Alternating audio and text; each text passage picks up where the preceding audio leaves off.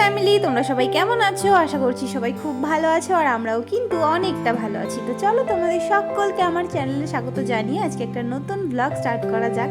তো এখন বাজে ভোর 5:30 প্রায়, আর আমার কিন্তু অলরেডি রান্না বান্না সকালে সব রেডি হয়ে গেছে। বড়মশাইয়ের টিফিনটাও কিন্তু আমি গুছিয়ে ফেলেছি, আর ঘুম থেকে উঠেছিলাম ভোর 4টে। আজকে একটু তাড়াতাড়ি কাজবাজ করছি, তার কি কারণ সেটা তো তোমরা বুঝেই গেছো ভিডিওটা দেখে। কি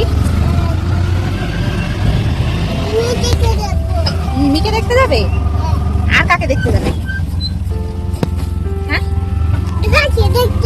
দাদাইকে। আর আর মানিকে দেখতে যাবে না? দেখতে যাবো তো। কোথায় আছে ট্রেন?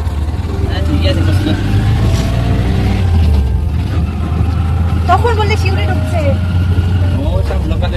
এখন প্রচুর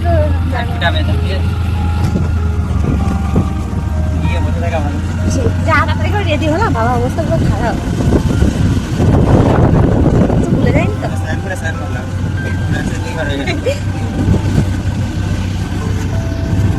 আমরা আজকে যাব আমার মামা বাড়িতে, আর তাই জন্যই কিন্তু সকাল থেকে এত তাড়াহুড়ো ছিল। আমি তো মাম্মামকে নিয়ে আমার হাতে সমস্ত কাজ গুছিয়ে স্নান সেরে ঘরে সব জিনিসপত্র গুছিয়ে রেখে মাম্মামের খাবার বানিয়ে রেডি হয়ে নিয়েছি। কিন্তু বড়মশাইয়ের ডিউটি থেকে আসতে একটু লেট হয়ে গেছে, তাই জন্য আমাদের এত তাড়াহুড়ো বেঁধেছিল কি বলবো। বড়মশাই তো স্নানটাও করতে সময় পায়নি, আর মাম্মামকেও আমি স্নান করানোর সময় পাইনি। তো তাড়াহুড়ো করে রেডি হয়ে আমরা কিন্তু বেরিয়ে পড়েছি। আমরা এখন চলে এসেছি স্টেশনে। না বাবা, স্টেশনে এসেছি বাবা। এইটুকু উঠতে মনে হয় পাহাড়ে উঠে যাচ্ছি, দম বন্ধ হয়ে আসে। কি বাজে স্টেশন বাবা। সুন্দর হাওয়া।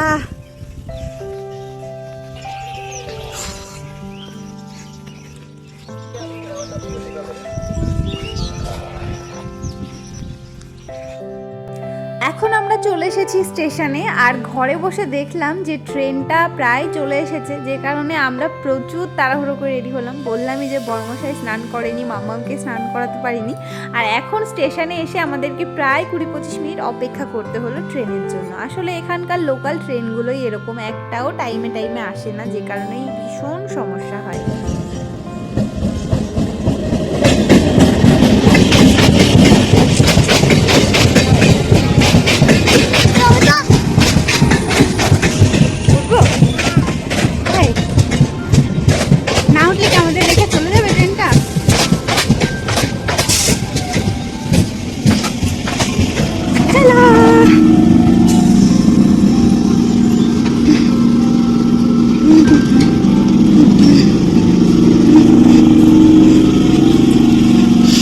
যাই হোক, আমরা তো ট্রেনে উঠে পড়েছি, ট্রেন ছেড়েও দিয়েছে, আর জাস্ট 2-1 ঘন্টার অপেক্ষা, তারপরেই কিন্তু আমরা পৌঁছে যাব।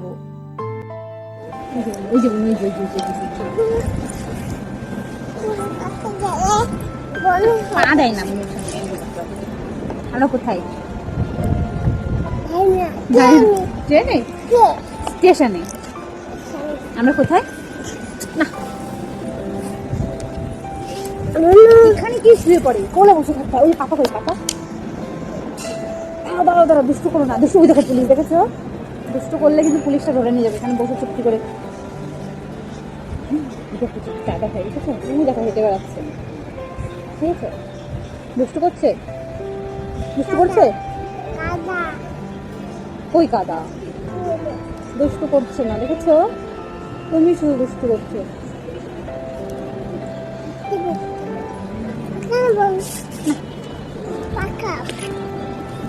আচ্ছা, আমি হাওয়া করে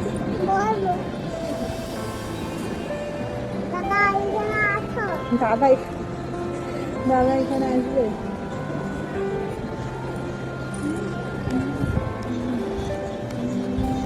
এখন আমরা বসে আছি অন্ডালে, বাজে 12টা 8। 32, আর আমরা এসে পৌঁছেছি ওই 12টা 15-র দিকে। আর আমাদের ট্রেনের জন্য 1 ঘন্টা এখানে বসে থাকার কথা ছিল, তবে আমাদের কপালটা এতটাই খারাপ, বললাম না এদিকে আর লোকাল ট্রেনের একদম কোনো ভরসা নেই। তো সেই জন্য ট্রেন আরও 1 ঘন্টা লেট প্রায়, তাই আমাদেরকে অনেকক্ষণ বসে থাকতে হয়েছে। আর আজকে না সত্যি আমরা ভীষণ এক্সাইটেড, তার কারণ প্রায় 4 বছর পর মামা বাড়িতে যাচ্ছি। আর তার থেকেও বেশি স্পেশাল দিনটা, কারণ মাম্মামকে নিয়ে প্রথমবার মামা বাড়িতে যাচ্ছি। এর আগে তো মাম্মামকে নিয়ে আমরা কোথাও সেইভাবে বেড়াতে যাইনি, শুধুমাত্র বাড়িতেই থাকি আর বর্মশাই ডিউটির ওখানেই যাওয়া হয়। আর এই হচ্ছে মাম্মামের প্রথমবার নতুন কোথাও বেড়াতে যাওয়া। তো এই যে আমরা কিন্তু এখন নেমে পড়েছি ট্রেন থেকে, নেমে টোটোতে উঠে পড়েছি। আর ট্রেনের গন্ডগোলের জন্য যে রাস্তা আসতে আমাদের 2-2.5 ঘন্টা লাগে, সেই রাস্তা আমরা প্রায় 5 ঘন্টা ধরে এসেছি। মানে এতক্ষণ বসে থাকতে হয়েছে কি বলবো, আর মাম্মামকে নিয়ে বসে থাকতে তো আরোই কষ্ট হয়ে যায়।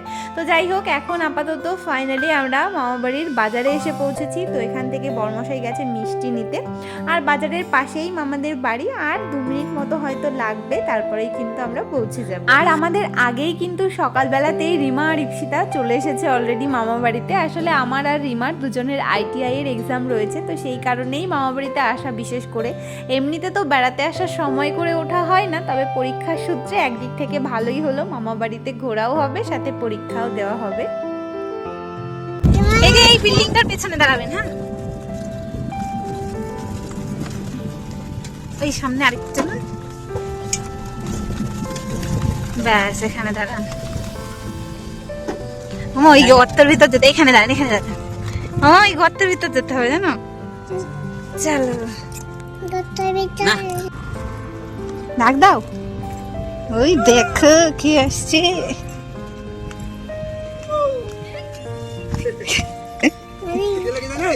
মামা ভালো আছো? খিদে লাগে না? খিদে কি ওই কোথা থেকে আসলাম? মানে কোথা থেকে আসলাম? না কেন এটা কি এটা পাঁচ বেরিয়ে না বলে চিনতে পারছো না নাকি? সারা রাস্তা বলে মিমির কাছে যাবো, মিমির কাছে চিনতে পারছো না? অন্য জায়গা না, পাহাড়। কতদিন পর আসলাম।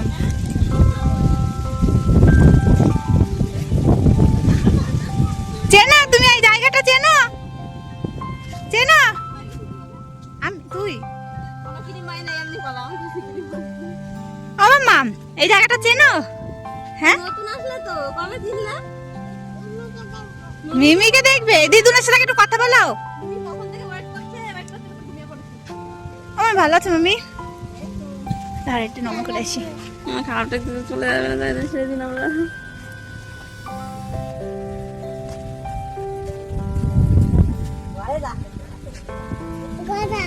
ঘরে যাবো। ঘরে যাবে নেতি ধরবি।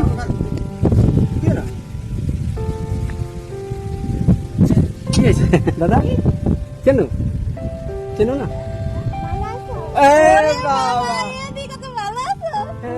আমি চেনো না, চেনো না, ভালো ভালো কথা বলছো। ভালো আছো? হ্যাঁ মানে ঠিক আছে। আমার কি সুন্দর। ভালো আছো? মামাকে জিজ্ঞাসা করো।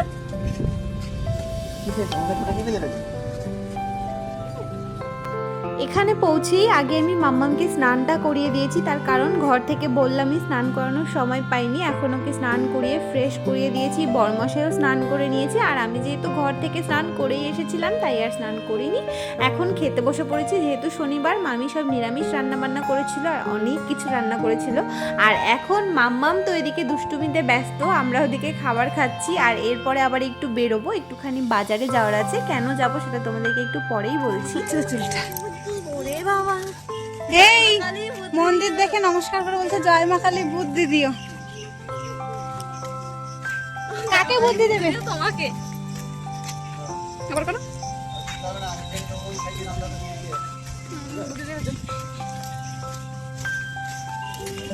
কতদিন পর আসেন নতুন নতুন। আমি রাস্তায় কিনতে যাচ্ছি না, আগে সব মাটির রাস্তা ছিল, এখন সব পিছিয়ে গেছে। তো এই যে আমরা চলে এসেছি বাজারে। আগের ব্লগটাতে তোমাদেরকে একটা বাজু দেখিয়েছিলাম যে দাদার ছেলের জন্য বাজু নিয়েছি, আর জামাটা এখান থেকেই নেব সেটাও তোমাদেরকে বলেছিলাম। তো সেই জামাটা নিতেই এসেছি। আসলে দাদার ছেলের জন্য নেব, আর একটা মামারও একটা ছেলে হয়েছে, তো ভাবলাম দুজনকে যেহেতু প্রথমবার দেখবো তাই দুজনের জন্য জামা নেব। তবে ছেলেদের জামাগুলো এই দোকানে আমার একদমই পছন্দ হলো না, তাই নিতেও পারলাম না। আর অন্য দোকানগুলো বন্ধ রয়েছে আপাতত, তাই পরে আবার আসতে হবে ছেলেদের জামাগুলো নেওয়ার জন্য। কিন্তু এখন এখানে এসেছি, আর মাম্মাম নতুন জামা না নিয়ে বাড়িতে ফিরবেই না কিছুতেই, কারণ ও নতুন জামা পরতে খুব ভালোবাসে। তো সেই কারণেই ওর জন্য একটা জামা দেখছিলাম, কিন্তু সমস্যাটা হচ্ছে যে যে জামাটা আমাদের পছন্দ হচ্ছিল সেটা ওর সাইজে হচ্ছিল না, যেটা সাইজে হচ্ছিল সেটা পছন্দ হচ্ছিল না। যেমন এই জামাটাই দেখো ও ধরে রেখেছে, ও দেবেই না, ওর এত পছন্দ হয়েছে, কিন্তু জামাটা ওর গায়ের সাইজে হচ্ছিল না। লাস্টে অনেক দেখে শুনে কি করব, না নিয়ে তো আসতেও পারবো না, আবার সেরকম পছন্দও হচ্ছিল না। তবুও একটা জামা নিয়ে নিয়েছি, কারণ না নিয়ে ম্যাডাম বাড়িতে আসবে না।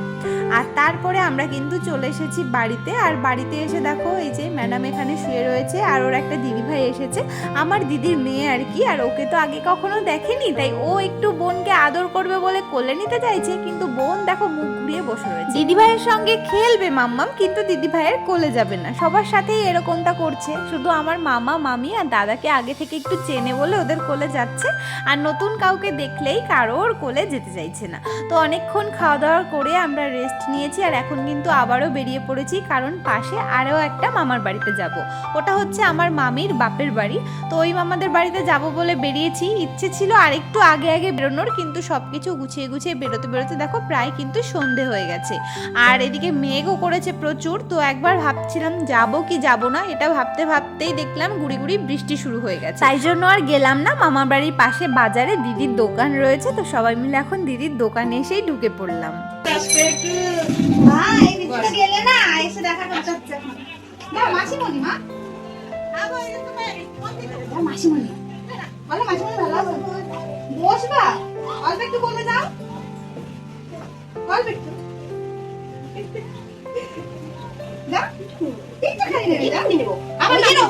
ছাগল আছে না, ছাগল দেখতে নিয়ে যাবে। আর এইদিকে দেখো তোমাদেরকে বললাম গুড়ি গুড়ি বৃষ্টি হচ্ছিল, আর এখন তো প্রচুর বৃষ্টি শুরু হয়ে গেছে। মনে হচ্ছে যে ভাগ্যিস আমরা যাইনি, ভালোই হয়েছে, কারণ গেলে না মাম্মামকে নিয়ে আটকে পড়তাম বৃষ্টিতে। আর মামা বাড়িতে এসে সত্যি ভীষণ ভালো লাগছে। এখন তো আশাই হয় না, বললাম যে প্রায় 4 বছর পর এই যে আমরা এসেছি। আর এর আগে জানো তো ছোটবেলায় প্রত্যেক বছর দুর্গাপুজোর সময় তো আমরা মামা বাড়িতেই আসতাম। বাড়ির দুর্গাপুজো খুব কমই দেখেছি, মামা বাড়িতেই বেশিরভাগ দুর্গাপুজোটা কাটানো হয়েছে। আর তাছাড়াও বছরে 2-1 বার যখনই স্কুল টিউশনি ছুটি পড়তো চলে আসতাম। সেগুলো নিয়েই আমরা কথাবার্তা বলছিলাম যে আগে কত আসা হতো, আর এখন বছরে একবারও আসা হয় না, 4-5 বছর পরে একবার আসা হয়। মানুষের জীবনটাই এরকম, সময়ের সাথে সাথে অনেকটা বদলে যায়। তো যাই হোক, এদিকে আমরা দোকানে এসেছি, দিদিকে বললাম কিছুই খাবো না, কিন্তু তবুও দিদি জোর করে গিয়ে দেখো ফুচকা নিয়ে এসেছে। আর আজকে যেহেতু শনিবার, বড়মশাই তো কিছুই খাবে না, আমিও না, বাড়িতে থাকলে খাই না, কিন্তু বাইরে বেরোলে কখনো সখনো খাই, কিন্তু বড়মশাই কোথাও গিয়ে কখনো খায় না, তাই আমরাই এখন ফুচকাগুলো খাচ্ছি, কারণ দিদি যেহেতু ভালোবেসে নিয়ে এসেছে, না খেলে তো ওরও খারাপ লাগবে। তো ওই যে সবাই মিলে এখন খাচ্ছি আর গল্প করছি, এরপর বৃষ্টি কমলে তারপরেই আমরা বাড়িতে যাব। আর মাম্মামেরও আজকে কোনো রেস্ট্রিকশন নেই, ও খাচ্ছে ওর যেটা খেতে ইচ্ছে করছে, কারণ অন্য সময় তো আমরা বাইরের খাবার ওকে সেইভাবে দিই না, এমনকি ওর ভয়ে আমরা ওর সামনে খাইও না, লুকিয়ে চুরিয়ে যা খাই আর কি। আর ও যেটা খেতে চায় ওকে আমি সবসময় বাড়িতেই বানিয়ে দেওয়ার চেষ্টা করি, সবসময় ওকে ঘরের খাবারই খাওয়াই। কিন্তু আজকে যেহেতু বেড়াতে এসেছি, সবাই ভালোবেসে ওকে কত কিছু দিচ্ছে, আর ও তো চোখের সামনে দেখলে খেতে চাইবেই, এটা নর্মাল ব্যাপার। তো সেই কারণে কিন্তু একটা দুটো জিনিস উল্টোপাল্টা ও খেয়েও ফেলেছে, তো সেটা নিয়ে একটু টেনশন করছিলাম আর কি। যাই হোক, এখন আমরা চলে এসেছি দিদির দোকান থেকে বাড়িতে, আর বৃষ্টিটাও অনেকটা কমে গেছে, তবুও পড়ছে টিপটিপ করে। আর বাড়িতে এসে এখন মাম্মামকে একটু ভাত খাওয়ানোর চেষ্টা করছিলাম, তবে ও কিছুতেই ভাত খাবে না, একটা ভাতও মুখে দেয়নি। আসলে এত কিছু উল্টোপাল্টা খেয়ে ওর পেটটা ভরে আছে, তো সেই কারণে একটুও খাইনি, শুধু চটকাচ্ছে আর আমাকে খাইয়ে দিচ্ছে। তো কি করব, না খেলে জোর করে তো আর খাওয়ানো যাবে না, তাই আর ওকে জোর করলাম না। আর আমিও রাতে বিশেষ কিছু খাইনি, দোকান থেকে ওই ফুচকা খেয়েই পেটটা ভরে গেছে। আর এখন চলো ঘুমাবো। এই যে দেখো বিছানা রেডি করে ফেলেছি। আজকের ব্লগটা তোমাদের কেমন লাগলো অবশ্যই কিন্তু কমেন্টে জানিও, আর কালকে কি করব সেটা তোমাদের সঙ্গে পরের ব্লগেই শেয়ার করব। আর আজকের ভিডিওটা তাহলে এখানে শেষ করছি। সবাই খুব ভালো থেকো, সুস্থ থেকো, আনন্দে থেকো, আর নিজেদের খেয়াল রেখো। তোমাদের সঙ্গে তাহলে দেখা হবে নেক্সট দিন নতুন ব্লগে। চলো বাই বাই।